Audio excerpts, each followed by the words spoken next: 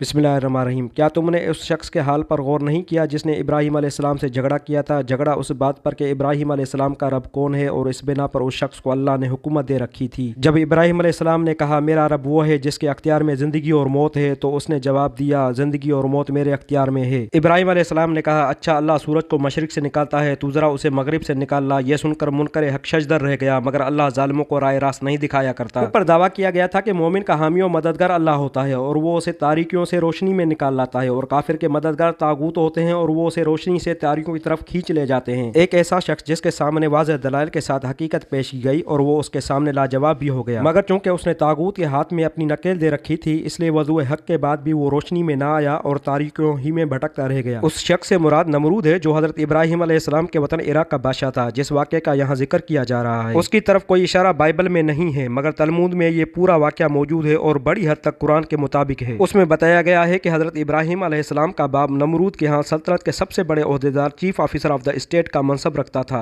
हजरत इब्राहीम अलैहिस्सलाम ने जब खुल्लम खुल्ला शिरक की मुखालफत और तौहीद की तबलीग शुरू की और बुत खाने में घुसकर बुतों को तोड़ डाला, तो उनके बाप ने खुद उनका मुकदमा बादशाह के दरबार में पेश किया और फिर वो गुफ्तगू हुई जो यहाँ बयान की गई है। यानी उस झगड़ने में जो बात माँ बा निज़ा थी वो ये थी कि हजरत इब्राहीम अलैहिस्सलाम अपना रब किसको मानते हैं, और ये नज़ा उस वजह से पैदा हुई थी कि उस झगड़ने वाले शख्स यानी नमरूद को खुदा ने हुकूमत अता कर रखी थी। इन दो फिक्रों में झगड़े की नौयत की तरफ जो इशारा किया गया है उसको समझने के लिए हस्ब झील हकीकतों पर निगाह रखनी जरूरी है। एक, कदीम तरीन जमाने से आज तक तमाम मुशरिक सोसाइटियों की ये मुश्तरक खुसूसियत रही है कि वो अल्लाह ताला को रब्बुल अरबाब और खुदाएगान की हैसियत से तो मानते हैं, मगर सिर्फ उसी को रब और तन्हा उसी को खुदा और माबूद नहीं मानते। दो, खुदाई को मुशरिकीन ने हमेशा दो हिस्सों में तकसीम किया है। एक फोकल फितरी सुपर नेचुरल खुदाई जो सिलसिला असबाब पर हुक्मरान है, जिसकी तरफ इंसान अपनी हाजात और मुश्किलात में दस्तगिरी के लिए रुजू करता है। उस खुदाई में वो अल्लाह ताला के साथ अरवा और फरिश्तों और जिनों और सियारों और दूसरी बहुत सी हस्तियों को शरीक ठहराते हैं, उनसे दुआएं मांगते हैं, उनके सामने मरासिम परस्तश बजा लाते हैं और उनके आस्थानों पर नजर और न्याज पेश करते हैं। दूसरी, तमद्दनी और सियासी मामलात की खुदाई यानी हाकमियत जो कवानीन हयात मुकर्रर करने की मजाज और अतात अमर की मुस्तहक हो और जिसे दुनियावी मामलात में फरमा रवाई के मुतल्लिक अख्तियारात हासिल हों। इस दूसरी किस्म की खुदाई को दुनिया के तमाम मुशरिकीन ने करीब करीब हर जमाने में अल्लाह ताला से सलब करके या उसके साथ शाही खानदानों और मजहबी और सोसाइटी के अगले पिछले बड़ों में तकसीम कर दिया है। अक्सर शाही खानदान इसी दूसरे मानी में खुदाई के मुद्दई हुए हैं और उसे मुस्तहकम करने के लिए उन्होंने बिलअमूम पहले माने वाली खुदाओं की औलाद होने का दावा किया है और मजहबी तबके उस मामले में उनके साथ शरीक साजिश रहे हैं। तीन, नमरूद का दावा खुदाई भी उसी दूसरी किस्म का था। वो अल्लाह ताला के वजूद का मुनकर न था। उसका दावा ये नहीं था कि जमीन और आसमान का खालिक और कायनात का मुदब्बिर वो खुद है।